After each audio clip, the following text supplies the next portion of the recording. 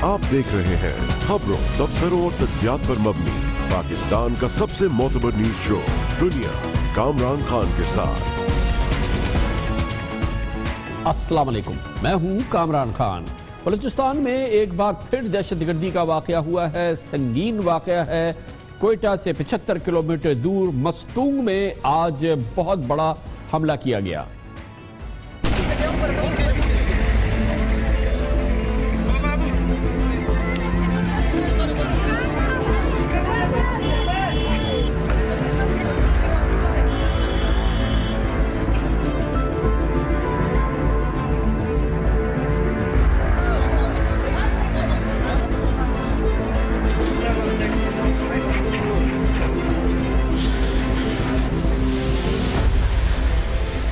आज जमीयत उलमा इस्लाम फजलुर रहमान के मरकजी रहनुमा और deputy chairman senate of Pakistan मौलाना अब्दुल गफूर हैदरी इस हमले में जख्मी हो गए, मगर इस वाक़े में मौलाना अब्दुल गफूर हैदरी के ड्राइवर समेत 25 साथी जाँ बहक हुए और 30 से ज़ायद जख्मी हुए हैं।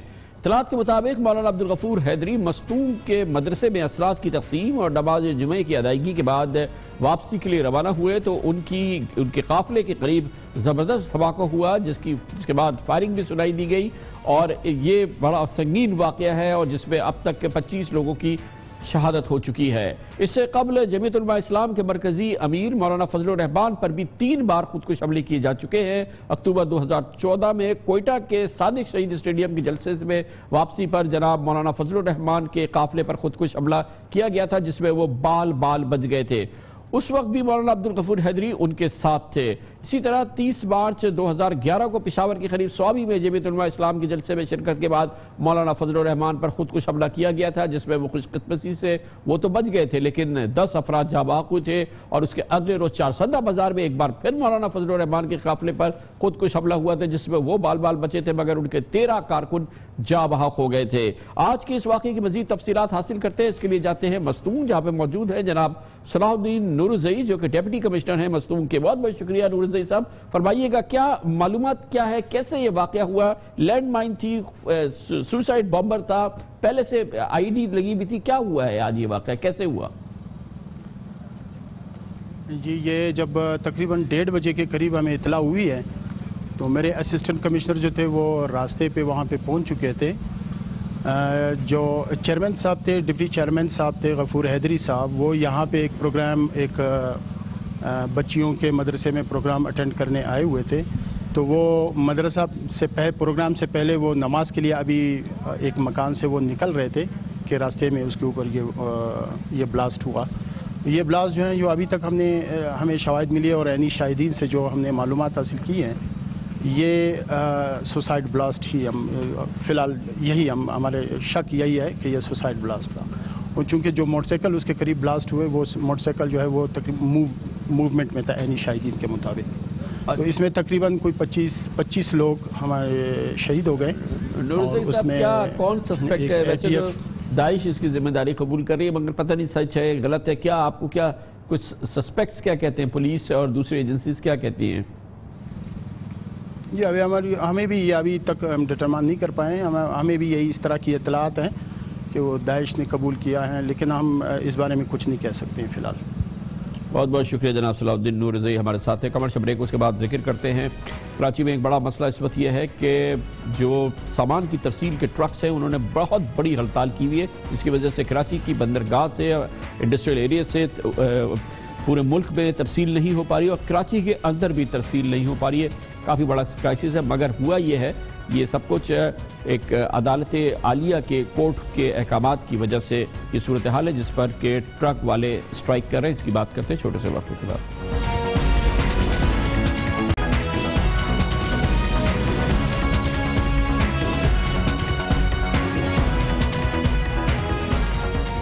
कराची में गुड्स ट्रांसपोर्टर्स की हड़ताल अब 4 रोज से जारी है। ट्रांसपोर्टर्स शहर में अपने ट्रक, ट्रॉलर्स, कंटेनर्स, टैंकर्स के दाखिले पर पाबंदी और इसके मुतबादिल रूट के हवाले से जो फैसला है उस पर एहतजाज कर रहे हैं। माल बरदार गाड़ियों की अदम दस्तियाबी के सबब इस वक्त कराची की बंदरगाह से पोर्ट तमाम टर्मिनल पर दरामदी और बरामदी कंटेनर्स की आमद रफ्त भी बंद हो गई है। काफ़ी एक सीरियस इशू है।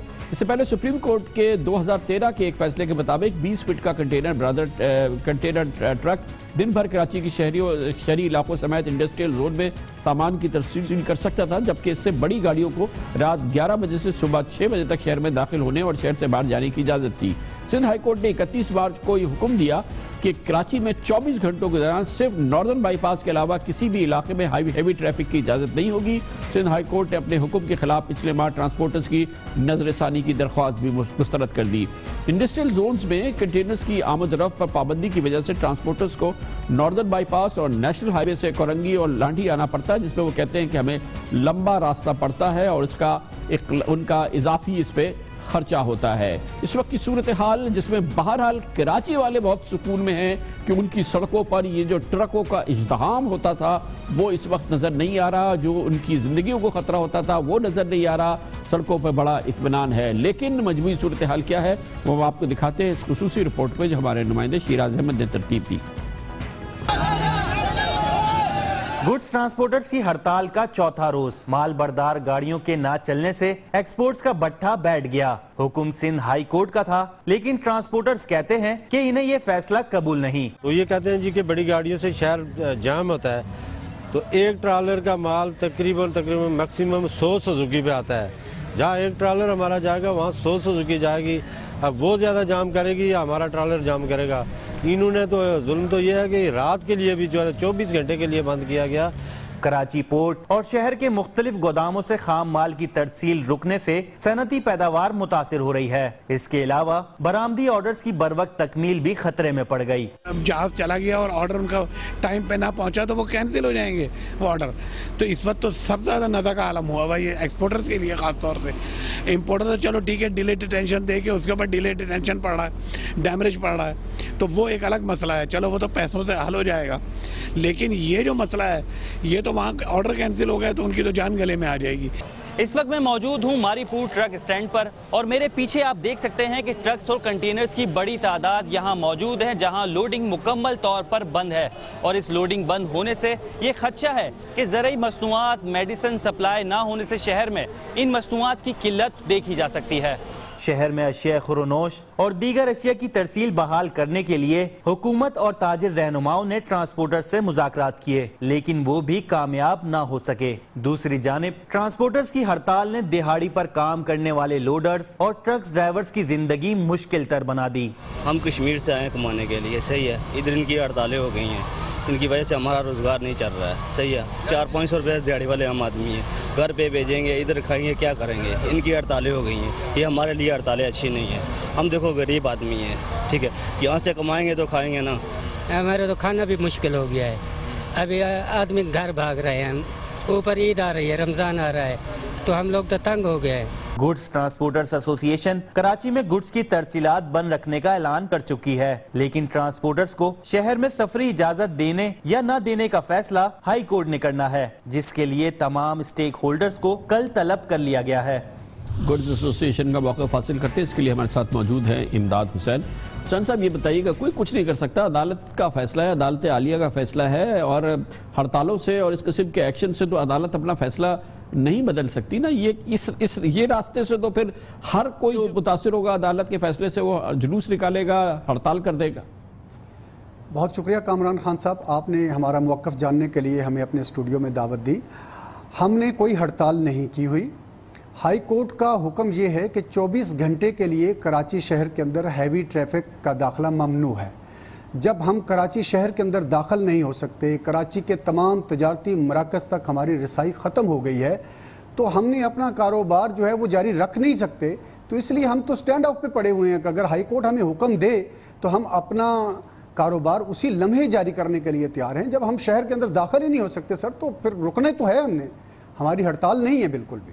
अच्छा, और ये जो कराची से बैरून जो दूसरे शहरों में जाने की बात है, उसके लिए तो आपके पास रास्ता है, वो फ्लो जारी है? जी, यकीनन जो उन्होंने हमें रास्ता दिया है वो नॉर्दर्न बाईपास का रास्ता है, और कराची शहर के अंदर से पाकिस्तान भर के लिए तकरीबन कोई 20,000 गाड़ियाँ रोज़ाना हमारा मामूल है कि ये 20,000 ट्रक ट्रॉलर वहाँ से गुजरते हैं। नॉर्दर्न बाईपास और लिंक रोड दोनों सिंगल कैरेज वे हैं, इनके ऊपर अगर एक गाड़ी भी अगर ख़राब हो जाती है तो 24 घंटे से लेकर 72 घंटे तक, 90 घंटे तक हमारी तमाम गाड़ियाँ डिटेन रहती हैं। پھر ان تمام جو دونوں روڈ ہمیں دیے گئے ہیں ان کے اوپر ہم عدم تحفظ کا شکار ہیں. وہاں پر پولیس کی کوئی سیکورٹی نہیں ہے, کوئی چیک پوسٹ نہیں ہے ان کی. ہمارے ڈرائیور, ہمارے ٹرالرز اکثر لٹ جاتے ہیں اور مار پیٹ بھی ہوتی ہے, بعض ٹائم پہ ہم اغوا بھی ہو جاتے ہیں. ہم نے بہت دفعہ لیکن امداد صاحب یہ بتائیے گا, جو کورٹس نے فیصلہ کیا ہے, سپریم کورٹ نے کیا, ہائی کورٹ نے اس لیے کیا نہیں, یہ جو 20,000 ٹرک ہیں یہ آپ چاہتے ہیں شہر کے بیچ سے گزرے؟ یہ شہر ان 20,000 ٹرکوں کا اور پھر اس کے علاوہ 10,000 اور دوسرے ٹرک ہیں, تو شہر میں اب صرف ٹرک ہی چلا کریں؟ نہیں سر, ہم یہ نہیں چاہتے. ہم یہ چاہتے ہیں کہ جب تک متبادل راستے ہمیں مہیا نہیں کیے جاتے اور محفوظ راستے نہیں مہیا کیے جاتے, ان راستوں پر ہمارا چلنا بہت مشکل ہے. اس روڈ کی کیپیسٹی نہیں ہے 20,000 گاڑیوں کا لوڈ برداشت کرنے کی. یہ تو کراچی کی 20,000 گاڑیاں چلتی ہیں. ناردرن بائی پاس بنایا گیا تھا بلوچستان کی گاڑیوں کے لیے, اس میں بلوچستان کا لوڈ بھی آتا ہے, جس کی وجہ سے یہاں پر رش ہو جاتا ہے. کوئی ایک گاڑی اگر خراب ہو جائے تو اب آپ سپریم کورٹ جا رہے ہیں, کیونکہ ظاہر قانونی ذریعے سے آپ کو کام کرنا ہوگا, عدالتی ذریعے سے. دیکھیں ہم ہائی کورٹ میں آلریڈی موجود ہیں. کل ہماری تاریخ ہے, ہم دوبارہ ہائی کورٹ میں پیش ہوں گے. اگر ہائی کورٹ نے ہمارے لیے کوئی بھی ریلیکس نہ کیا, کوئی بھی ہمیں سہولت مہیا نہ کی, تو یقیناً پھر ہم اس حکم کے خلاف سپریم کورٹ جائیں گے اور سپریم کورٹ میں اپنی داد رسی کے لیے فریاد لگائیں گے. بہت بہت شکریہ جناب امداد حسین ہمارے ساتھ ہیں. کمرشل بریک اور اس کے بعد ذکر کرتے ہیں اتوار کو کراچی میں ایک بہت بڑا شو آف فورس ہو رہا ہے. سید مصطفیٰ کمال کراچی کے حقوق کے حوالے سے پورے کراچی والوں کو باہر نکالنے کی بات کر رہے ہیں. حکومت سندھ کا بھی امتحان ہوگا, اس پر بات کرتے ہیں جناب سید مصطفیٰ کمال سے چھوٹے سے وقفے کے بعد.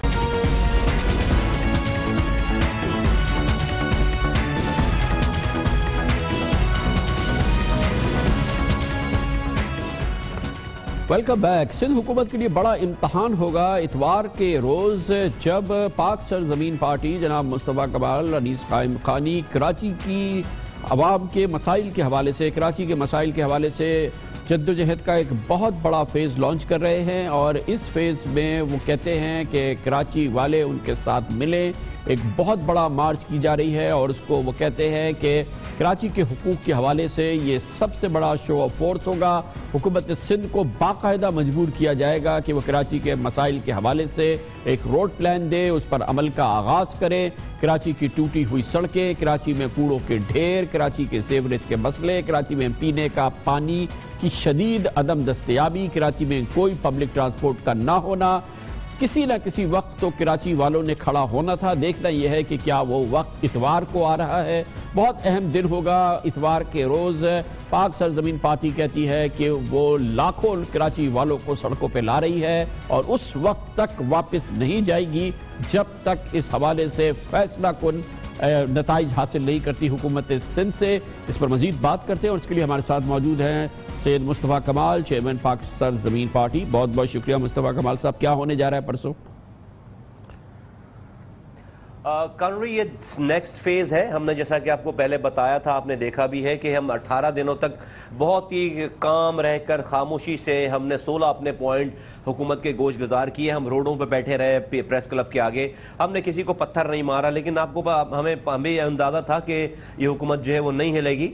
اب ہم نے لوگوں کو کال دی ہے کہ 2.5 کروڑ رہنے والوں کا یہ شہر ہے.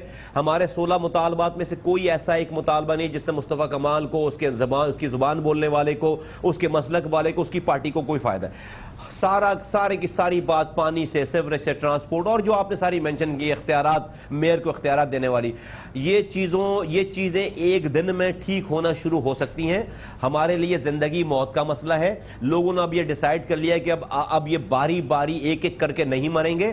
ہم اپنے بچوں کے لیے پانی مانگنے جا رہے ہیں اور ہم اپنے بچوں کے لیے دوا, اسپتال میں دوا, اسکول میں تعلیم اور اپنے اختیارات مانگنے جا رہے ہیں اور انشاءاللہ تعالی ہم لے کر آئیں گے واپس. تو کیا ہوگا اتوار کے روز ایکچولی سڑکوں پہ کیا ہوگا؟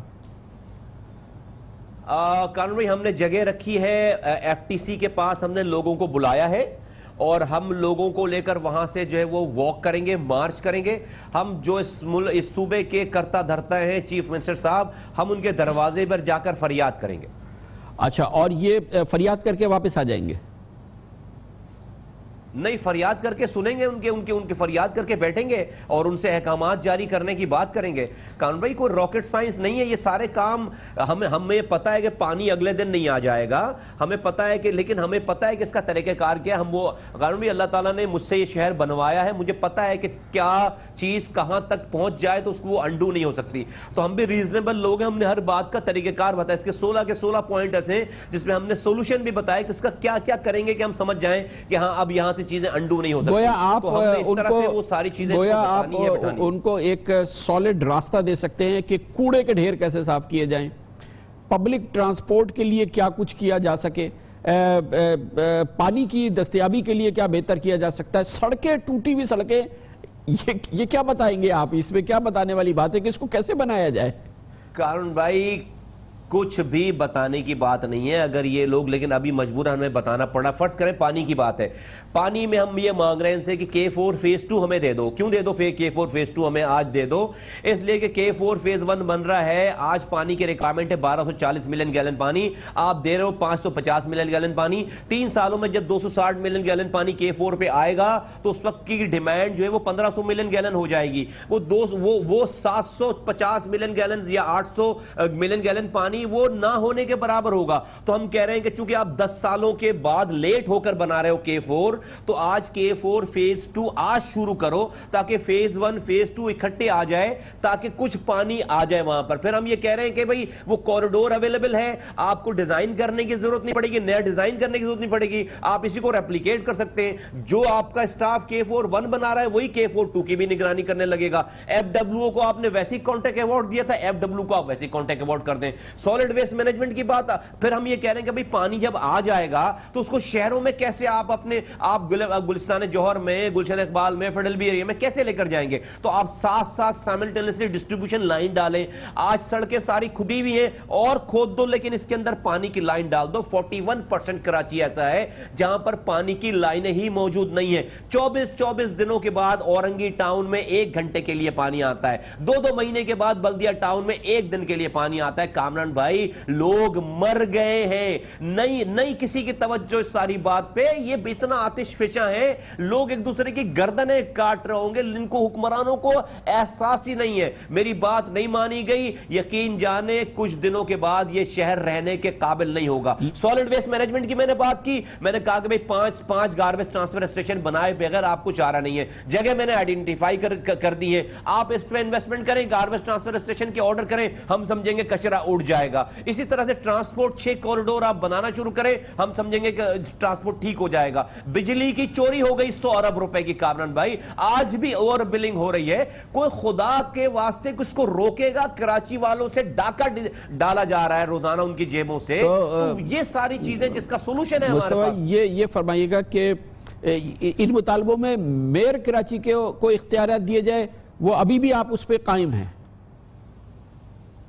ہارٹ مطالب بالکل, بھلے ہی کتنا ہی برا میئر ہو, لیکن میئر کا آفس کراچی والوں کا آفس ہے. میئر آج ہے کل چلا جائے گا, لیکن اس میئر کے اختیار 8 میرے مطالبات ایسے ہیں جس میں اس میئر کو اختیارات دینے کی بات ہے. کامران بھائی کراچی بلڈنگ سب سے بڑا جو گیم ہو رہا ہے شہر میں وہ بلڈنگ کنٹرول اتھارٹی کا ہو رہا ہے اور ماسٹر پلان کا نیکسس ہو رہا ہے. جو ماسٹر پلان بلڈنگ کنٹرول کو غلط کام کرنے سے روکتا تھا, اسی ماسٹر پلان کو اس حکومت نے اس بلڈنگ کنٹرول کے انڈر میں دے دیا. دیٹ مینز کہ چور کو چوکیدار کے انڈر, چوکیدار کو چور کے انڈر میں دے دیا ہے, کہ جو چوکیداری کرتا تھا ڈپارٹمنٹ اس کو چور ڈپارٹمنٹ کے انڈر میں دے دیا ہے. میں آپ شہر گھومے جہاں پر 120 گز کی جگہ ہے گراؤنڈ پلس 1 کی, وہاں پر ground plus 15 ground plus 20 building کھڑی ہے. کارن بھائی یہ شہر رہنے کے قابل نہیں رہے گا. لوگ میری بات مانے, ادروائز یہ شہر تباہ ہوگا, ملک تباہ ہو جائے گا.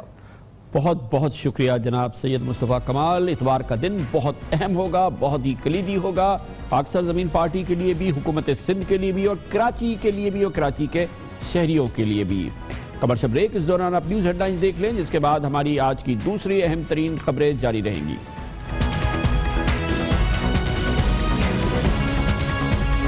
معتبر نیوز شو دنیا کامران خان کے ساتھ.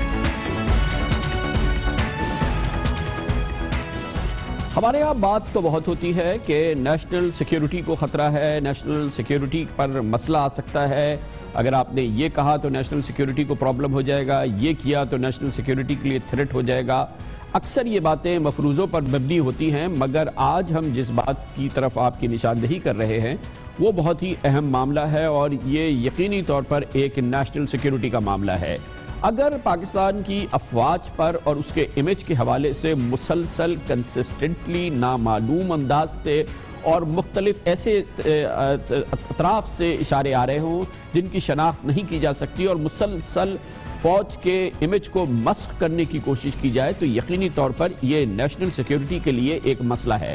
اسی طرح سے اگر پاکستانی افواج کے ساتھ ساتھ اس کے سپہ سالار کی بھی کردار کشی کی جائے، گھناؤنے انداز میں کردار کشی کی جائے، اور اس کے لیے مروجہ جو طریقے ہیں ان کو استعمال کیا جائے، ان لوگوں کی جانب سے، ان شخصیات کی جانب سے یا اداروں کی جانب سے یا ممالک کی جانب سے جن کی شناخت نہیں کی جا سکتی، اور تواتر سے کیا جائے، تابڑ توڑ انداز سے کیا جائے، اور اس کا براہ راست نشانہ سپاہ سالار پاکستان، پاکستانی افواج کے سربراہ ہوں، جو کہ آج کل جنرل قمر جاوید باجوہ ہیں، یقینی طور پر یہ بڑا مسئلہ ہے، یہ گھناؤنی سازش ہے۔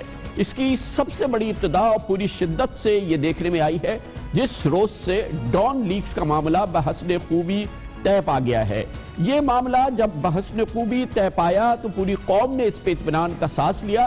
یقینی طور پہ سیاسی انداز میں یا میڈیا میں اس حوالے سے دو رائے ضرور ہوں گی، اور ان آراء کا ڈیموکریسی میں اور جہاں پہ فریڈم اسپیچ ہو وہاں پہ اس کی گنجائش ہوتی ہے اور ہونی چاہیے، لیکن خاص طور پہ سوشل میڈیا میں اور کہیں میڈیا میں جو باتیں کی گئی ہیں اور جس انداز سے اس کو نشانہ بنایا گیا ہے اور جس مربوط اور منظم انداز سے جنرل قمر جاوید باجوہ سپہ سالار پاکستان فوج کی کردار کشی کی جا رہی ہے، یہ بہت بڑا تھریٹ ہے، یہ ایک گھناؤنی سازش ہے، اور اس کی جڑ تک پہنچنا ضروری ہے۔ جنرل راحیل شریف نے پاک فوج کی کمان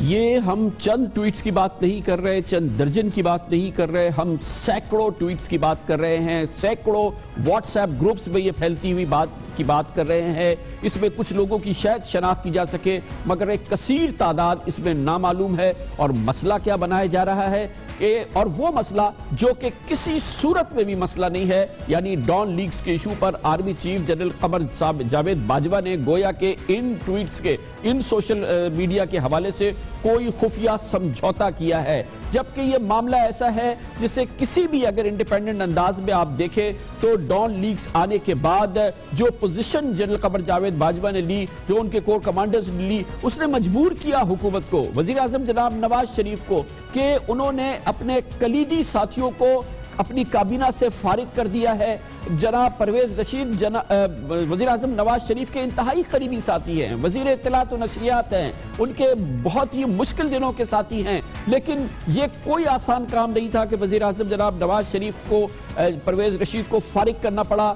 جناب طارق فاطمی وزیر اعظم نواز شریف کے بہت ہی کلیدی مشیر ہیں، خارجہ امور کے بہت ہی کلیدی ساتھی رہے ہیں، آج سے نہیں دسیوں سالوں سے ان کا جناب نواز شریف سے تعلق ہے۔ یہ کوئی آسان کام نہیں ہے کہ وزیر اعظم جناب نواز شریف اس بات پہ بھی تیار ہوئے کہ وہ طارق فاطمی کو بھی فارغ کر دیں، وہ پرویز رشید کو بھی فارغ کر دیں، وہ طارق فاطمی کو بھی فارغ کر دیں، اور یہ ممکن ہوا اس پریشر کی وجہ سے اور اس پوزیشن کی وجہ سے جو جنرل قمر جاوید باجوہ نے چیف آف آرمی سٹاف کی حیثیت سے لی، اور اس بات میں کسی قسم کی انہوں نے کوئی لچک نہیں دکھائی، اور بالآخر حکومت نے بھی یہ بہتر سمجھا کہ ان دو کلیدی شخصیات کو فارغ کر دیا جائے، اس خبر کی بنیاد پر جسے پاکستان میں ایک کثیر عرصہ یہ سمجھتا ہے کہ یہ کسی صورت میں نیشنل سیکیورٹی بریچ نہیں تھی، یہ کسی صورت میں یہ نیشنل سیکیورٹی پرابلم نہیں تھا، لیکن اس کے باوجود وزیر اعظم نواز شریف، ان کے کلیدی ساتھی اس بات پر کنونس نہیں تھے کہ کوئی بڑا جرم کیا ہے پرویز رشید نے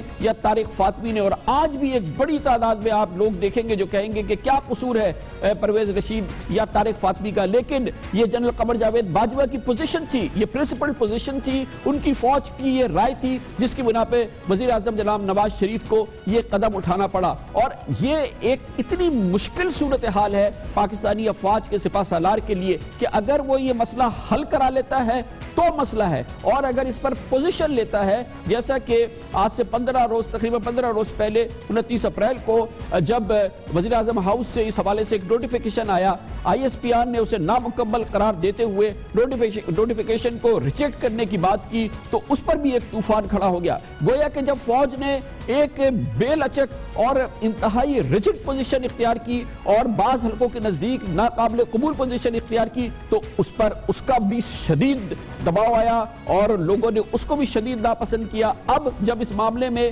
ایک اپنی پوزیشن منائی اور بحسن خوبی ایک مسئلے کو حل کر لیا تو اس میں بھی مسئلہ آ گیا. یعنی کہ ہر صورت میں پاکستانی فوج کے سپہ سالار کو دبانا ہے, ہر صورت میں اس کی پوزیشن کو کنٹروورشل بنانا ہے, اور یہ کون کرے گا سوائے پاکستان کے ازلی دشمن کے.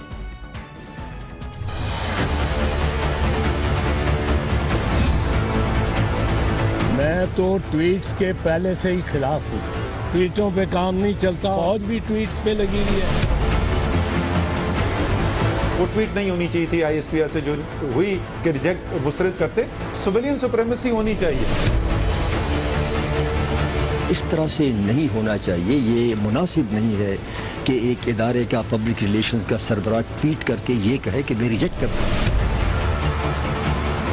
میں بھی سمجھتی ہوں کہ وہ ٹویٹ غیر مناسب تھی, میں سمجھتی ہوں غیر مناسب تھی. مجھے اچھا نہیں لگا کہ کسی بھی سویلین الیکٹڈ گورنمنٹ کے بارے میں اس طرح کی بات کی گئی. آج منسٹری آف انٹیریئر نے پیرا 18 کے مطابق جو ریکمنڈیشنز تھیں اس کا مکمل آرڈر کر دیا.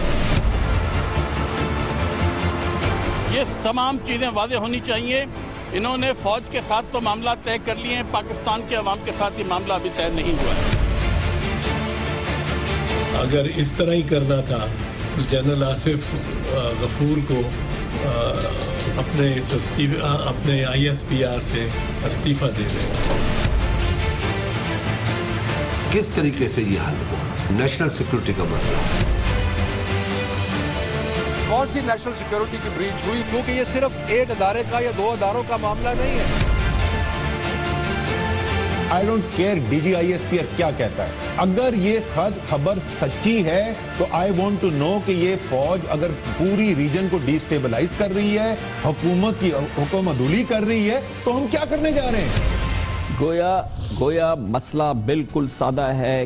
چاہے وہ پوزیشن لے فوج, اس پر حملہ ہوگا. اگر یہ پوزیشن لے فوج تو اس پہ تنقید ہوگی. یہ تو وہ لوگ ہیں جو کہ ظاہر ہے کہ اوپینین لیڈر ہیں, جو رہنما ہیں, جن کے نیم ہیں, جن کے فیسز ہیں, لیکن وہ فیس لیس لوگ, وہ گمنام لوگ, وہ جو ایک توپے کھولتے ہیں, سوشل میڈیا کا سہارا لیتے ہیں اور اس حوالے سے کارٹونز بناتے ہیں, کیریکیچرز بناتے ہیں, اس وقت بھی اور اب بھی جو آج بھی ہو رہا ہے, نشانہ صرف اور صرف پاک فوج کے سربراہ جنرل قمر جاوید باجوہ ہیں, جن کا اپنا ریکارڈ دیکھنے سے تعلق رکھتا ہے. ظاہر ہے کہ اگر آپ ایک تجزیہ کر رہے ہیں تو آپ کو دیکھنا ہوگا کہ جب سے انہوں نے پاک فوج کی کمان سنبھالی ہے 5.5 ماہ کے دوران ہوا کیا ہے. آپریشن رد الفساد بھرپور طریقے سے جاری ہے. جنرل قمر جاوید باجوہ کے دور میں اب تک 47 دہشت گردوں کی سزائے موت کی توثیق کی جا چکی ہے, 26 کو پھانسی پہ ٹانگا جا چکا ہے. یہ وہ عمل ہے جو فوج نے پھانسیوں کا روک دیا تھا. یہ جنرل قمر جاوید باجوہ کا ہی پریشر ہے یا یہ پالیسی ہے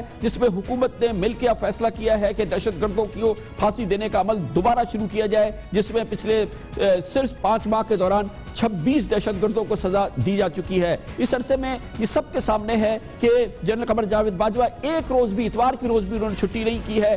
ہر سنڈے کو, سیٹرڈے کو وہ سرحدوں پر, اگلے مورچوں پر جوانوں کے ساتھ نظر آ رہے ہیں, ہر فرنٹ لائن پہ جا رہے ہیں, سولجرز کے ساتھ وقت گزار رہے ہیں.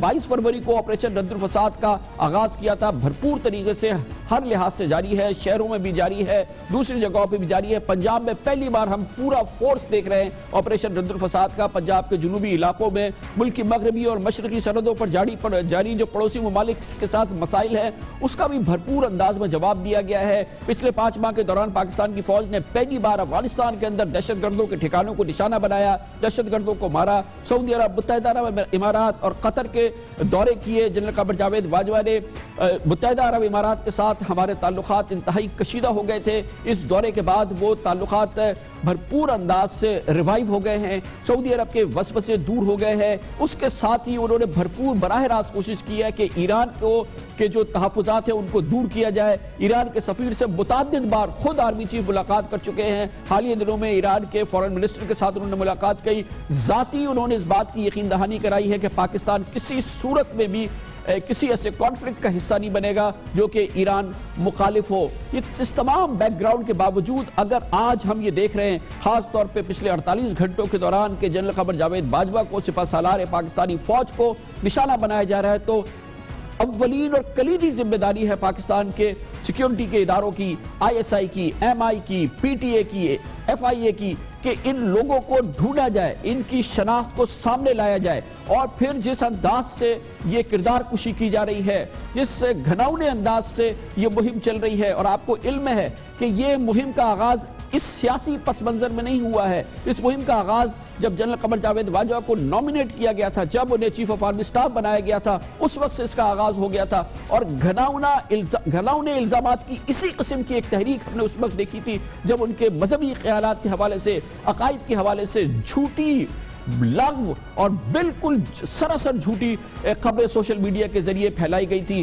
اسی لیے ہم کہتے ہیں یہ گھناؤنی سازش ہے جو پچھلے 5.5 مہینے سے جاری ہے، اور اس کا نشانہ صرف ایک شخصیت نہیں ہے، اس کا نشانہ قمر جاوید باجوہ نہیں ہے، یہ پاکستان کی نیشنل سیکیورٹی کا سب سے اہم ستون ہے، پاکستانی فوج اور اس کا سپہ سالار، جس کے پیچھے 5 لاکھ پاکستانی سپاہی جو ہیں وہ اپنی جانیں دینے کے لیے تیار ہے۔ پاکستان اس وقت اپنی بقا کی جنگ لڑ رہا ہے، دہشت گردوں کے خلاف ایک کلیدی جنگ لڑ رہا ہے، دوسرے چیلنجز کا مقابلہ کر رہا ہے۔ ہمیں ضرورت ہے کہ مضبوط فوج کی، ہمیں ضرورت ہے ایک زبردست پروفیشنل آرمی چیف کی جو ظاہر کر رہے ہیں جنرل قمر جاوید باجوہ، اور اس کے ساتھ ہی پاکستان کی اس وقت کی یہ ضرورت بھی ہے۔ یہ پچھلے 5 مہینے کا ماحول اور پچھلے 15 دن کا ماحول خاص طور پہ یہ دکھاتا ہے کہ فوج ہر صورت میں ہر قسم کی سیاسی جو ایکٹیویٹی ہے یا سیاسی ایشو ہے یا سیاسی سبجیکٹ ہے یا سیاستدان ہے، اس سے اپنے آپ کو قطع تعلق کر لے، اس کے کسی صورت میں قریب نہ آئے۔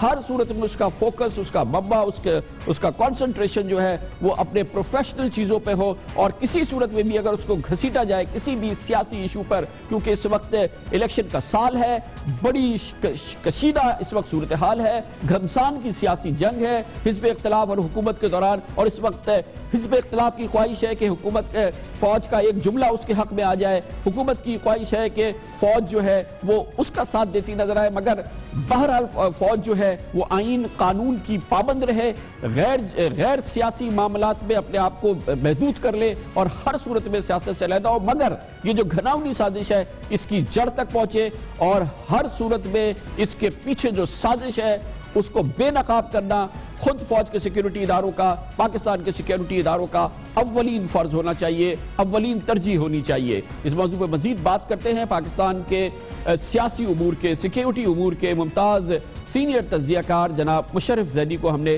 اس کے لیے دعوت دی ہے۔ بہت بہت شکریہ مشرف زیدی صاحب، یہ پورا ماحول آپ کے سامنے ہے، کسی بھی صورت میں سیٹسفیکشن نہیں ہوتی، اور وہ ٹھیک ہے، روبسٹ ڈیموکریسی ہے، آپ اپنی جس طرح کی چاہے رائے دیں، مگر یہ جو گھناؤنی سازش جس کی میں بات کر رہا ہوں، آپ بھی سوشل میڈیا کو آپ فالو کرتے ہیں، آپ کو نہیں لگتا کہ یہ کوئی سینسٹر کیمپین ہے، یہ کوئی گھناؤنی مہم ہے جس کے چہرے نہیں ہیں، جس کے نام نہیں ہیں؟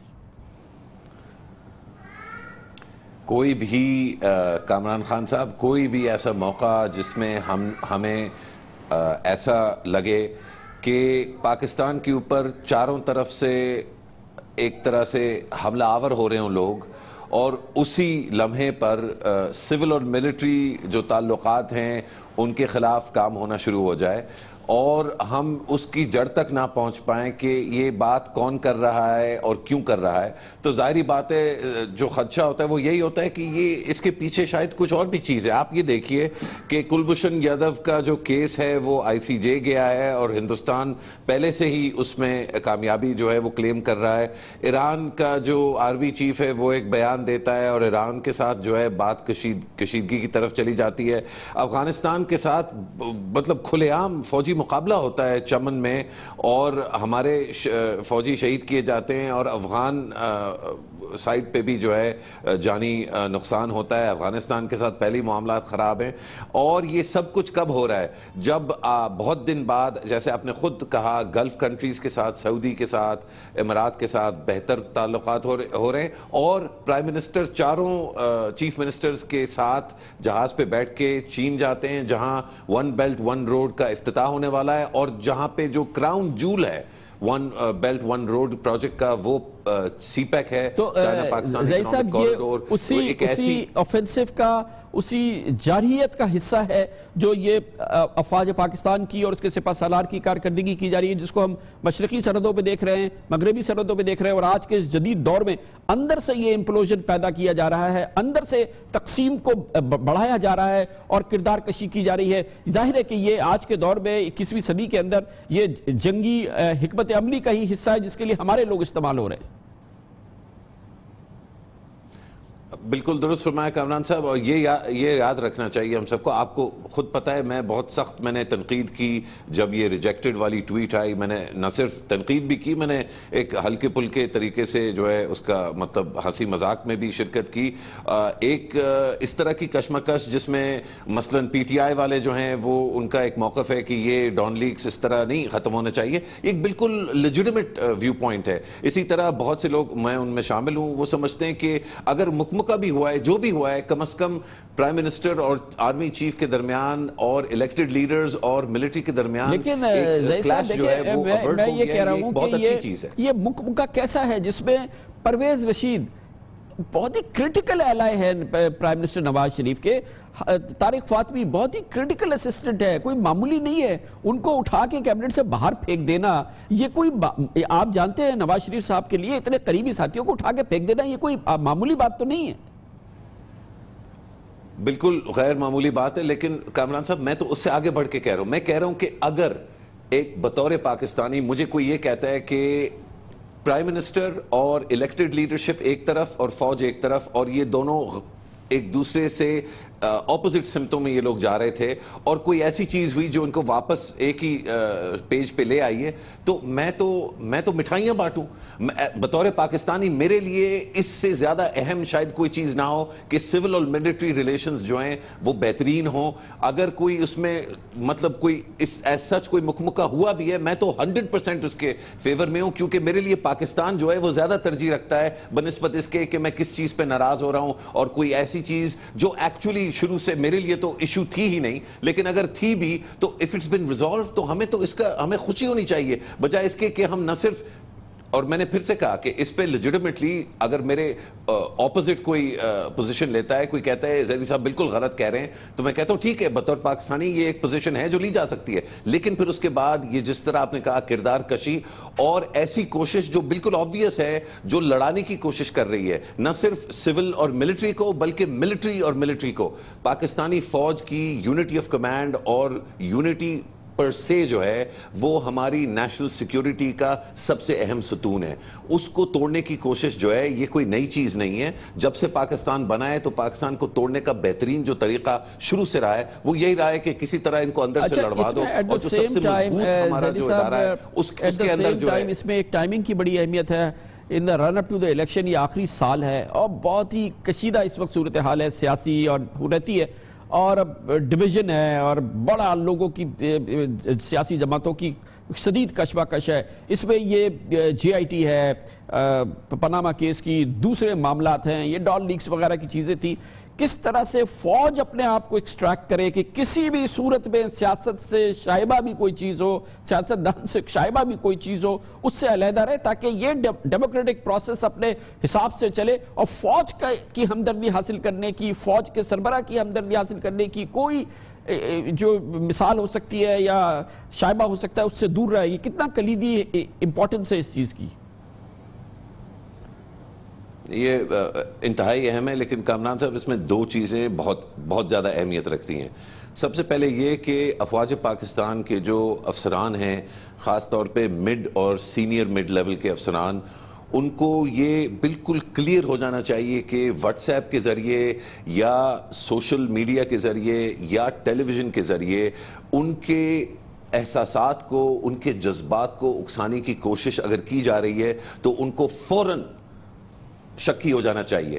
کسی بھی آفیسر کے ایموشنز کے ساتھ کھیلنے کی کوشش کوئی کرے تو سب سے پہلے آفیسر کو جو ہے چاقو چوبند ہونا چاہیے کہ ان کے ایموشنز کے ساتھ کھیل کے ان کو اپنے بھائیوں جن کے ساتھ وہ بلٹس کھاتے ہیں، جن کے ساتھ وہ بمباری دیکھتے ہیں، جن کی انہوں نے لاشیں اٹھائی ہوئی ہیں، ان کے خلاف ان کے جذبات کو اکسانے کی کوئی کوشش کرتا ہے تو فوراً ان کو جو ہے اندازہ ہو جانا چاہیے کہ یہ پاکستان دشمن عناصر ہیں جو کر رہے ہیں۔ اور دوسرا اہم جو چیز ہے وہ یہ کہ پرائم منسٹر خود ان پہ بہت بڑی ذمہ داری ہے کہ یہ معاملہ اگر ٹھیک ہو گیا ہے تو اب اس کو ادھر نہیں چھوڑنا، اور قربت جو ہے وہ کریٹ کرنی ہے سول اور ملٹری اداروں کے درمیان۔ انہوں نے فوجیوں کو یہ دکھانا ہے، اور مجھے یقین ہے as a prime minister representative of all the people of Pakistan, اور کوئی دو رائے اس پہ ہو نہیں سکتی کہ وہ جان دیں گے اپنے جوانوں پہ، اپنے حوالداروں پہ، اپنے لانس نائکوں پہ اور اپنے سارے آفیسرز پہ۔ تو یہ ان اداروں کے درمیان قربت ہمیں کریٹ کرنی چاہیے۔ بطور پاکستانی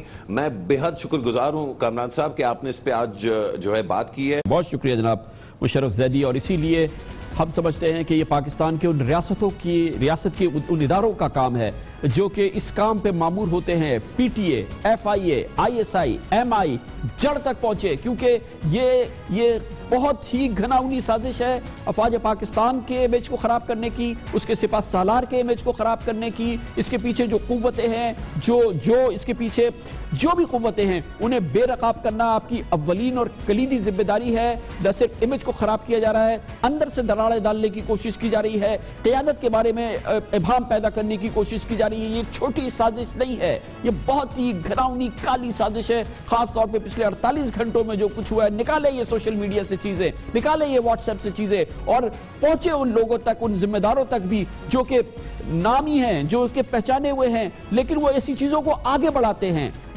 فارورڈ ایز ریسیوڈ، جانتے ہوئے کہ یہ مکروہ چیزیں ہیں، مگر اس کو معاشرے میں پھیلایا جا رہا ہے، بلکہ اداروں میں بھی پھیلایا جا رہا ہے۔ ہمیں یقین ہے کہ اس پر ایکشن ہوگا اور بھرپور ہوگا، اور اس پوری سازش کے بقیے ادھیڑے جائیں گے۔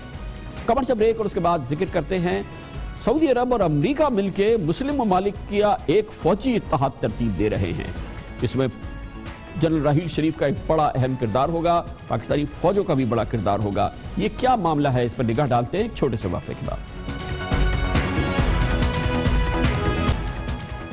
بہت ہی دلچسپ ڈیولپمنٹ ہو رہی ہے ریاض میں، سعودی عرب میں، جہاں پر امریکہ اور اسلامی ممالک کی ایک سربراہی کانفرنس ہو رہی ہے، جس میں 22 عرب ممالک کے علاوہ پاکستان، بنگلہ دیش، ترکی، افغانستان وغیرہ بھی شریک ہوں گے۔ مگر پاکستان کی اس کانفرنس میں شرکت بڑی اہم ہے۔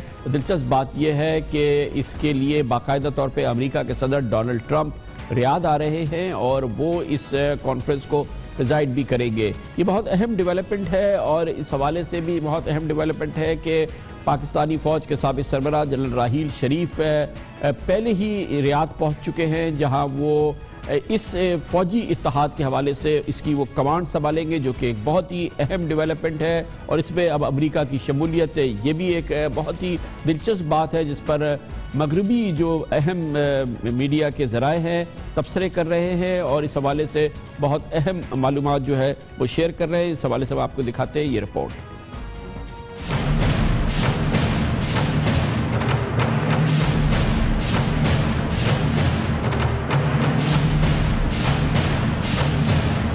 سعودی عرب نے اسلامی فوجی اتحاد کی تشکیل کا اعلان 2015 میں کیا۔ پاکستان اس اتحاد میں شمولیت پر مخمصے کا شکار رہا۔ حکومت اور پارلیمان نے فیصلہ کیا کہ یمن کے خلاف سعودی عرب کی لڑائی میں پاکستان غیر جانبدار رہے گا۔ سعودی حکمراں خاندان نے پاکستان کا یہ فیصلہ ناپسند کیا۔ پھر خبر آئی کہ سعودی فوجی اتحاد کی قیادت پاکستان کے سابق army chief general Raheel Sharif کریں گے، جس پر بڑی تنقید ہوئی۔ حکومت نے پہلے اس کا اقرار کیا، پھر انکار اور پھر اقرار۔ بالآخر 21 اپریل کو جنرل راحیل شریف خاموشی سے سعودی عرب چلے گئے اور 39 ممالک پر مبنی اس فوجی اتحاد کی کمانڈ سنبھال لی۔ پاکستان نے اس معاملے پر ایران کو اعتماد میں لینے کی کوشش کی کہ سعودی اتحاد ایران کے خلاف استعمال نہیں ہوگا۔ پاکستان کی سیکرٹری خارجہ تہمینہ جنجوعہ نے کہا کہ مسلم فوجی اتحاد دہشت گردی کے خلاف ہے، کسی ملک کے خلاف نہیں۔ جنرل راحیل شریف کسی طور ایرانی مفاد کے خلاف کام نہیں کر سکتے۔ پاکستان اس وقت سعودی ایران کشیدگی کم کرانے کی کوشش کر رہا ہے، لیکن ایران کے تحفظات برقرار رہے۔ جنرل راحیل شریف کے ریاض پہنچنے کے کچھ ہی دن بعد سعودی وزیر دفاع اور نائب ولی عہد محمد بن سلمان نے ایک انٹرویو میں ایران کو آڑے ہاتھوں تہران کے ساتھ بات چیت کی کوئی گنجائش نہیں۔ ہم اس بات کا انتظار نہیں کریں گے کہ جنگ سعودی عرب تک آئے، بلکہ ہم جنگ ایران تک لے جائیں گے۔ جواب میں ایران کے وزیر دفاع جنرل حسین دہقان نے کہا اگر سعودی عرب نے ایسی کوئی بے وقوفی کی تو سعودی عرب میں سوائے مقدس مقامات کے کچھ نہیں بچے گا۔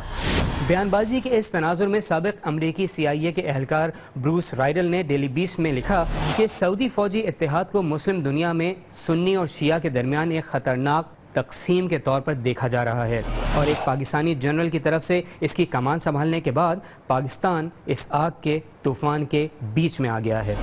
اسی طرح ہفنگٹن پوسٹ میں جیمز ڈورسی کہتے ہیں کہ جنرل راحیل شریف ایک نہایت ہی مشکل صورتحال میں پڑ گئے ہیں۔ جنرل راحیل شریف کا مشن پہلے ہی ناممکن لگتا ہے کیونکہ سعودی عرب ایران کو دہشت گردی کا سب سے بڑا خطرہ سمجھتا ہے۔ لگتا ایسا ہے کہ ایران اور سعودی عرب کے درمیان بڑھتی ہوئی کشیدگی پاکستان کے لیے مشکلات کھڑی کر سکتی ہے۔ اس پر مزید بات کرتے ہیں، اس کے لیے جاتے ہیں واشنگٹن، جہاں پر ممتاز think tank US institute of peace سے منسلک معید یوسف ہمارے ساتھ موجود ہے۔ معید یوسف صاحب، کیا معلومات ہے اب تک، کیا معلومات سامنے آئی 39 ملکی ریاض میں موجود فوجی اتحاد کے حوالے سے؟ جی شکریہ کامران صاحب۔ دیکھیے، اس میں سب سے بڑا مسئلہ یہ اس اتحاد کا کہ ایک اعلان تو کر دیا گیا سعودی عرب کی جانب سے، کچھ 39 ممالک کے نام بھی اب سامنے آ گئے، لیکن کوئی وضاحت نہیں ہے کہ یہ اتحاد جو ہے آخر کس طرح دہشت گردی کا مقابلہ کرے گا۔ آیا وہ ممالک جہاں داعش کی پریزنس ہے یا باقی دہشت گرد تنظیمیں جن سے مسلم دنیا جو ہے وہ اس کو مسائل ہیں، وہ آپ کو وہاں پہ آپریٹ کرنے بھی دیں گے کہ نہیں، کس مینڈیٹ کے تحت کرنے دیں گے؟ تو یہ سوالات جو ہیں جب تک ان کے جواب نہیں ملیں گے، مجھے لگتا ہے کہ یہ ایک پیپر ٹائگر کے طور پہ تو اس کے باوجود یہ امریکہ کا اس میں انٹرسٹ ہو رہا ہے، ڈونلڈ ٹرمپ خود جا رہے ہیں، اسی حوالے سے یہ ایک سمٹ ہو رہی ہے ریاض میں، اور یونائٹڈ اسٹیٹس بڑی ہائیسٹ لیول پہ اس میں انٹرسٹڈ ہے اور اس میں شامل ہونا چاہتا ہے۔ اس کے بارے میں کیا معلومات ہے؟ دیکھیے، دو باتیں واضح ہونی چاہیے۔ ایک تو ٹرمپ صاحب نے اپنی تمام جو فورن پالیسی ہے اس خطے میں اس کو اینٹی داعش کا نام دیا ہے کہ میں آئسس کے خلاف جو جنگ ہے وہ میری سب سے بڑی اس وقت جو ہے وہ ترجیح ہے۔ اگر یہ بات درست ہے تو پھر یہ الائنس اس میں بالکل مکمل طور پر فٹ بیٹھتی ہے، کیونکہ سعودی عرب یا اس اتحاد کا بھی جو بیسک ابھی تک بات سامنے آئی ہے مینڈیٹ کی وہ یہی ہے کہ آئسس کے خلاف جنگ ہے۔ تو امریکہ بالکل اس کے پیچھے اپنا وزن ڈالے گا، یہ بھی سگنل کرے گا کہ جو اتحادی ہیں مشرق وسطیٰ میں امریکہ کے پرانے اتحادی سعودی عرب، باقی عرب ممالک، ان کے ساتھ تعلق پھر مضبوط کیا جا رہا ہے۔ یہ یاد رکھا جائے کہ صدر اوباما جب آفس میں تھے تو اس وقت ایک ایران کی طرف لگ رہا تھا کسی حد تک رجحان جا رہا ہے امریکہ کا، تو اس کو بھی میرے نزدیک اس سگنل سے جو ہے ریورس کیا جا رہا ہے کہ سعودی عرب اسی اتحاد کی جو سربراہی ہے جس میں اتنا US انٹرسٹ ہے اور آپ اس کی بات بھی کر رہے ہیں، اس کی سربراہی ہے جنرل راحیل کے پاس ہے، یہ پھر پاکستان کو کس پوزیشن میں لاتا ہے؟ اور پھر ظاہر ہے کہ جنرل راحیل اس پوری چیز کی کو کمانڈ کر رہے ہیں۔ پتہ نہیں جی ہوگی کہ نہیں ہوگی۔ دیکھیے، راحیل شریف صاحب کی جو اپوائنٹمنٹ ہے وہ ہم سب جانتے ہیں، کافی پاکستان میں اس پہ کنٹروورسی بھی ہوئی، اور ان کا وہاں جانا بالکل یہ بات تو درست ہے کہ پاکستان کا جو ایک اس میں تعلق ہے بالکل واضح ہے، لیکن وہ ایک ریٹائرڈ آرمی افسر کی حیثیت سے جا رہے ہیں، اور ان کے وہاں ہونے سے صرف میرے نزدیک پاکستان بحیثیت ریاست اس میں کوئی اتنی مضبوط عمل دخل کی یہ علامت نہیں ہے میرے نزدیک۔ ہاں، اگر پاکستان افواج वहाँ बेचता है اتحاد میں, اور وہ بھی کسی مینڈیٹ کے تحت, اور یہ بالکل واضح کر کے کہ کس حریف کے خلاف لڑائی ہو رہی ہے. دیکھیے یہ بات بھی ذہن میں رکھیے کہ ابھی تک اس پہ بہت سی تنقید ہے کہ آیا یہ داعش والا معاملہ ہے یا آیا یہ سعودی عرب ایک سنی اتحاد دوبارہ کھڑا کر رہا ہے ایران کے خلاف, اور اصل جو نشانہ ہے وہ یمن, اور یمن میں جو ایران کی سپورٹڈ فورسز ہیں وہ ہیں. تو یہ ایک بہت ہی پیچیدہ معاملہ ہے. بہت بہت شکریہ جناب مرید یوسف ہمارے ساتھ تھے, اور آپ کے علم میں یہ بات بھی ہونی چاہیے کہ 19 مئی کو یہ کانفرنس ہو رہی ہے سعودی عرب میں, اور اس کے لیے جناب نواز شریف بھی جا رہے ہیں. اس سے پہلے پاکستان کہہ چکا ہے کہ اپنی وہ ایک بریگیڈ بھی بھیج رہا ہے سعودی عرب میں, مگر وہ سعودی عرب کے اندر سعودی اگر کوئی خطرہ ہوتا ہے حرمین شریفین کو یا سعودی عرب کو کوئی خطرہ ہوتا ہے تو وہ اس کا دفاع کریں گے. اس کے علاوہ وہ کسی اور مینڈیٹ کا پاکستانی فوجی حصہ نہیں بنیں گے. کمرشل بریک, اور اس کے بعد ذکر کرتے ہیں اعلیٰ سرکاری ملازمتوں کے لیے بہترین پاکستانی نہیں جا رہے ہیں, پھر اعلیٰ سرکاری ملازمتوں پہ میں کون جائے گا اور کس طریقے سے ان کو رن کرے گا. اس حوالے سے بہت مضبوط شواہد سامنے آئے ہیں, فگر سامنے آئی ہے, لمحہ فکریہ ہے. اس کی بات کرتے ہیں چھوٹے سے وقفے کے بعد. پاکستان میں اعلیٰ سرکاری ملازمتوں کے لیے فیڈرل پبلک سروس کمیشن کے تحت سینٹرل سپیریور سروسز یعنی CSS کے مقابلے کے امتحان میں اب بڑی دلچسپ بات ہے کہ مقابلے کا رجحان ہی نہیں ہے. جی ہاں, اس دفعہ جو رزلٹ سامنے آئے ہیں اس میں صرف 2% امیدواروں نے امتحان پاس کیا, اور بڑی دلچسپ بات یہ ہے کہ جتنے لوگ پاس ہوئے ہیں ان میں سے تقریباً 97% ایسے امیدوار ہیں جن کو جاب مل جائے گی, جبکہ کسی زمانے میں پاس ہونے والوں ہی جو لوگ پاس ہوتے تھے ان میں سے ایک جاب کے مقابلے میں 10 پاس امیدوار ہوتے تھے, اور پھر کہیں جا کے پھر اس میں سے فردر سلیکشن ہوتا تھا. جو تازہ ترین نتائج سامنے آئے ہیں, سن 2016 میں CSS کے امتحانات میں 9643 گریجویٹس اور ماسٹرز ڈگری کے حامل امیدوار شریک ہوئے, مگر ان میں سے صرف 9643 میں 202 امیدواروں نے تحریری امتحان پاس کیا, جن میں 199 انٹرویو میں کامیاب ہو گئے اور 193 دستیاب آسامیوں پر کامیاب امیدواروں کی foreign services, district management group, police services, محکمہ کسٹمز اور انکم ٹیکس سمیت 12 گروپس میں براہ راست گریڈ 17 میں اب تقرری ہو جائے گی. اب آپ سوچ رہے ہوں گے کہ اس سال کوئی آفت آ گئی یا یونیورسٹیز میں تعلیمی نظام مکمل طور پہ بیٹھ گیا ہے جس کی وجہ سے صرف 2% امیدوار کامیاب ہوئے اور 98% فیل ہو گئے, تو اس کو یہ میرے خیال میں بات صحیح نہیں ہے.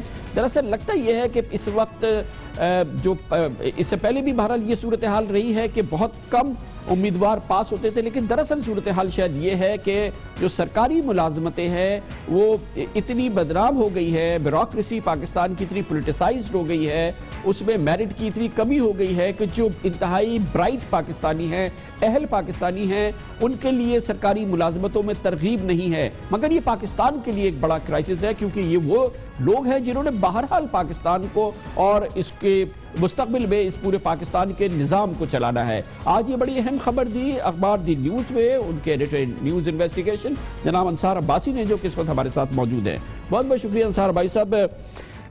پہلے تو یہ بتائیے گا کہ 9643 میں سے صرف 202 امیدوار کامیاب ہوئے, یہ کوئی بہت بڑی غیر معمولی بات نہیں ہے. بڑے بڑے ایجوکیشن انسٹیٹیوشن میں بھی دسیوں ہزاروں اپلیکنٹس ہوتے ہیں, پاس چند لوگ ہوتے ہیں. کیا امتحان بھی سخت کر دیا ہے یا اہل نہیں ہے امیدوار؟ دیکھیں کامران صاحب, میرا خیال ہے کہ ٹو این ایکسٹینٹ یہ ایک امپریشن FPSC دے رہا ہے, یہی والی بات جو آپ کہہ رہے ہیں فیڈرل پبلک سروس کمیشن, لیکن آپ پچھلے چند سالوں سے دیکھیں تو یہی ٹرینڈ تقریباً یہی ٹرینڈ چلتا آ رہا ہے, اور جو CSS کا ایگزام پاس کر رہے ہیں وہ بہت کم تعداد ہے. اور بیسیکلی جس طرح آپ نے اپنے انٹرو میں کہا کہ دیکھیں جس وقت آپ نے اس پوری سول سروس کو, ایک زمانہ تھا کہ سول سروس کو ایک پرائڈ کہا جاتا تھا کہ یہ پرائڈ سروسز ہیں, اور خواہش ہوتی تھی نوجوانوں کی, جو ہمارے جو ایجوکیٹڈ گریجویٹس ہوتے تھے کہ ہم سول سروس میں آ کے تو پھر ہم اس پاکستان کو سرو کریں. اور جیسے آپ نے کہا کہ پالیسی میکنگ باڈی ہو, فیڈرل سیکریٹریٹ ہو, پروونشل سیکریٹریٹ ہو, یا ڈسٹرکٹ اور ڈویژنس کی جتنی بھی مین جو جابز ہوتی ہیں وہ تمام کی تمام, فورن آفس ہو گیا, پولیس ہو گئی, ہر قسم کی, وہ انہی سول سروس کے لوگوں نے آکیوپائی کر کے, تو ظاہر ہے اس ملک کو چلانا ہوتا ہے. جو ہمارے ملک کی ایڈمنسٹریٹو مشینری ہے اس کا لنچ پن ہے ہماری سول بیوروکریسی. لیکن اب چونکہ بہت عرصے سے آپ دیکھیں کہ جو سرکاری افسران ہیں, سول سرونٹس ہیں, ان کو اپنا ذاتی ملازم سمجھا جاتا ہے. بے شک پولیٹیکل گورنمنٹس ہوں، ڈیموکریٹک گورنمنٹس ہوں یا ڈکٹیٹرشپ ہو، ذاتی ملازم سمجھ کے کوئی عزت نہیں، ومز اینڈ وشز کے اوپر جو پاورفل لوگ ہوتے ہیں ان کی اس کے اوپر ان کی پوسٹنگ ٹرانسفرز ہوتی ہیں، میرٹ کسی قسم کا کوئی نہیں ہوتا، پھر کمپنسیشن پیکیج جو ہے آپ کی سیلریز ایز اگینسٹ جو پرائیویٹ سیکٹر ہے وہ بہت کم ہوتی ہیں. سو جو اٹریکشنز ہونی چاہیے تھی وہ تو سب چھین لی گئی.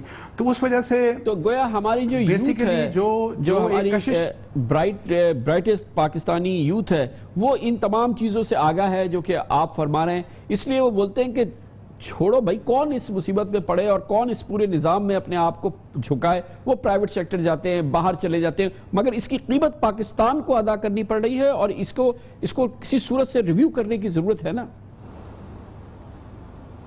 دیکھیں کامران صاحب، میرا خیال ہے کہ چونکہ آپ کا ایک بہت ماشاءاللہ زبردست ایکسپیرینس ہے، ہم بھی اس پروفیشن سے، میرا بھی یہ تعلق ہے کافی عرصے سے، اور اس میں ہر جو بھی شخص پاکستان کا ہے، آلدو ہماری گورنمنٹس کا ایمفسس جو ہے سول بیوروکریسی کے اوپر بڑا کم ہوتا ہے، نہ ریفارمز کا نام لیا جاتا ہے لیکن اس کی بہتری کے لیے کچھ نہیں کیا جاتا.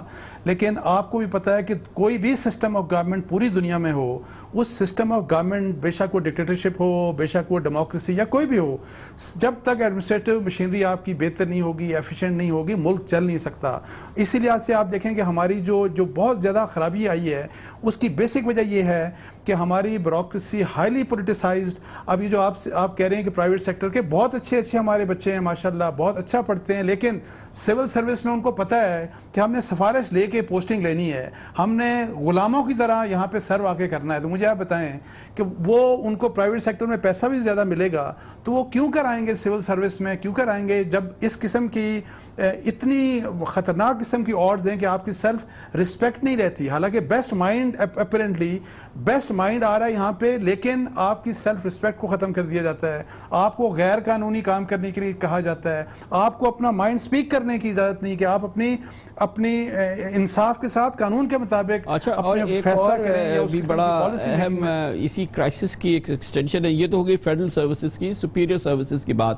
ہم پروونشل جو پبلک سروس کمیشن ہے، خاص طور پہ سندھ کی بات کریں، وہاں پہ تو تباہ کن صورتحال ہے. وہ تو پبلک سروس کمیشن کو ہی تحلیل کرنا پڑتا ہے سپریم کورٹ آف پاکستان کو، اور اسی وجہ سے جو سندھ میں جس انداز کی بیوروکریسی آ رہی ہے وہ تو ایک ریئل ٹائم کرائسس ہے.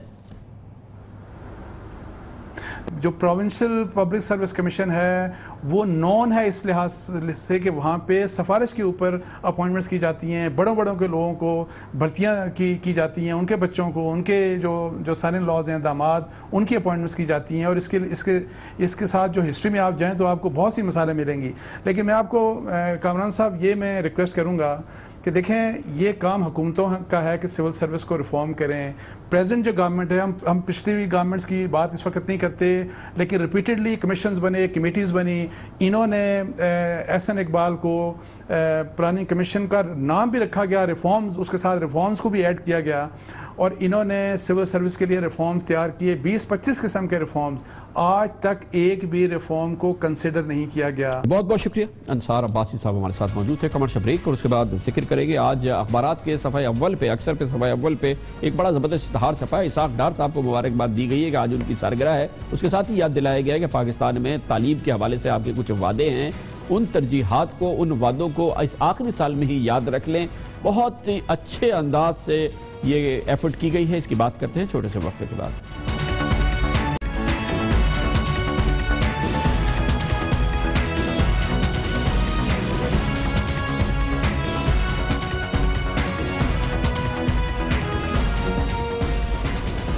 کیا خوبصورت اشتہار چھپا ہے آج اخبارات کے صفحہ اول پر، جس میں وزیر خزانہ جناب اسحاق ڈار کو ان کی سالگرہ پر مبارکباد دی جا رہی ہے، اور اس کے ساتھ ہی ان کو یاد دلایا جا رہا ہے کہ وزیر خزانہ صاحب، ہم نہیں بھولے آپ کی سالگرہ، نہ ہم بھولیں گے آپ کا وعدہ کہ جی ڈی پی کا، مجموعی قومی پیداوار کا 4% تعلیم پر خرچ کیا جائے گا، جو کہ آپ کا وعدہ اس قوم کے ساتھ تھا. اس کے ساتھ ہی چاروں وزرائے اعلیٰ کی تصاویر بھی ہیں. ان سے بھی کہا گیا ہے کہ آپ کا بھی وعدہ تھا یہ قوم کے ساتھ کہ آپ اپنے اپنے صوبوں میں تعلیم کی ترویج کریں گے اور معیاری تعلیم اس قوم کو فراہم کریں گے. یہ غیر سرکاری تنظیمیں ہیں پاکستان کی جو کہ تعلیم سے منسلک ہے، انہوں نے مل کے یہ خوبصورت اشتہاری مہم آج شائع کی ہے اور کوشش کی ہے جھنجھوڑیں پاکستان کے ان بڑوں کو کہ خدا کے لیے اپنی ترجیحات میں ان وعدوں کو یاد رکھیں جو آپ نے تعلیم کے حوالے سے کی ہے. انہی تنظیموں میں سے ایک الف اعلان ہے جو کہ تعلیم کے شعبے میں غیر سرکاری تنظیم ہے اور بہت مستعدی سے کام کر رہی ہے. آج جو اس کاوش میں شریک رہی ہے اس کے ڈائریکٹر جناب سلمان نوید خان ہمارے ساتھ موجود ہیں. بہت بہت شکریہ سلمان صاحب. یہ بڑا زبردست آپ کا آئیڈیا ہے کہ اس طریقے سے جوڑنے کی. کیا کہنا چاہ رہے ہیں بیسیکلی آپ, اس کے پیچھے کیا ہے؟ تھینک یو کامران صاحب. جیسے آپ نے ابھی بتایا بھی ایڈ کے پیچھے ایک ہی چیز ہے جی. پاکستان میں اس وقت 2.25 کروڑ بچے ہیں جو تعلیم سے محروم ہیں, اسکولوں کے اندر نہیں جاتے. اس وقت پاکستان کے پاس 5 لاکھ سے زیادہ کلاس روم ہیں جو بننے والے ہیں تاکہ ہم سارے بچوں کو اسکولوں میں لے کے جائیں. اس سے زیادہ اہم جو ہم بچوں کو اسکولوں میں دے رہے ہیں جو معیار ہے وہ ایسے لائق ان کو نہیں بنا رہا کہ وہ آگے جا کے دنیا کے اندر کمپیٹ کر سکیں. اس سے پہلے والے سیگمنٹ کے اندر آپ نے CSS کی بھی بات کی اور اس کے اندر جو پرسنٹیج تھی پاسنگ کی وہ بھی ہمیں سب کو پتہ ہے. یہ جو وعدہ تھا ہمارے اس وقت وفاق کے اندر جو پارٹی ہے اس کا اور باقی ساری جماعتوں کا جو صوبوں کے اندر ہیں, ہم صرف ان کو یہ کہہ رہے ہیں کہ آپ کا یہ وعدہ تھا اس کو آپ پورا کریں. ہم ان کو باقی وعدے روز یاد دلاتے ہیں جب ہمارے گھر پہ لوڈ شیڈنگ ہوتی ہے, مگر اس وعدے کو سلمان صاحب اس میں یہ بتائیے گا کہ یہ تو اب جب آپ یاد دلا رہے ہیں تو یہ ان سب کا آخری سال ہے اپنی 5 سالہ ٹرم کا, تو 4 سال تو انہوں نے پورے کر دیے ہیں. تو کچھ یہ بھی تو بتائیے کہ 4 سال میں کیا کیا, وعدے کو تو پورا کرنے کے لیے ان کے پاس 80% وقت گزر چکا ہے. دیکھیں جی, جو جہاں تک وعدے کی بات ہے وہ تو انہوں نے 4% GDP کا کیا تھا PMLN نے. باقی جماعتوں کے بھی اپنے اپنے منشور کے اندر وعدے تھے. اس وقت جب 2013 کے اندر یہ ٹرم شروع ہوئی تھی اسمبلیوں کی اور اب تک 210 ارب روپے ہیں جو اضافی مختص کیے جا چکے ہیں 2016-17 کے بجٹ میں, جو اس سال کا بجٹ ہے اس کے اندر. تو ایک بتدریج اضافہ اور بہت بہتر اضافہ دیکھا گیا ہے. اس حد تک دیکھا گیا ہے کہ اس وقت کوئی صوبہ ایسا نہیں ہے جو اوسطاً 20% سے کم تعلیم کے اوپر خرچ کر رہا ہو. تو آپ کے پاس بہت تیزی سے یہ چیز ہمیں نظر آئی ہے کہ اس کے اندر بہتری آئی ہے, مگر جہاں پہ ابھی بھی کمی ہے وہ یہ کہ وفاق جہاں پہ ہیلپ کر سکتی ہے صوبوں کو 18ویں ترمیم کے بعد, وہ ہے جو فسکل سپورٹ ہے یا جو پیسہ ہے اس کی ٹرانسفر. اس کے اندر اسپیسیفکلی کیونکہ یہ ایک نیشنل ایجنڈا ہے, اس کے اندر ہم 18ویں ترمیم کے پیچھے نہیں چھپ سکتے. ہم یہ نہیں کسی بچے کو کہہ سکتے کہ آپ اسکول نہیں جا سکتے کیونکہ یہ آپ کے صوبے کا مسئلہ ہے. اس کے اندر وفاق کا ایک کردار ہے اور اس کردار کو ادا کرنے کے لیے ضروری ہے کہ وہ اپنے اس اسپیسیفک وعدے کو پورا کریں. بہت بہت شکریہ جناب سلمان نوید خان ہمارے ساتھ موجود تھے. بہت خوبصورت ایفرٹ ہے جو کی گئی ہے آج اس اخباری اشتہار کے ذریعے. حکومت کے ضمیر کو جھنجھوڑنے کی کوشش کی گئی کہ خدا را تعلیم پہ فوکس کریں. اختتام ہوتا ہے ہمارے آج کے پروگرام کا. سیٹرڈے سنڈے کو ہفتہ وار تعطیل ہوتی ہے, پیر کو آپ سے پھر ملاقات ہوگی انشاءاللہ. پیر تک کے لیے کامران خان کو اجازت. اللہ حافظ و ناصر.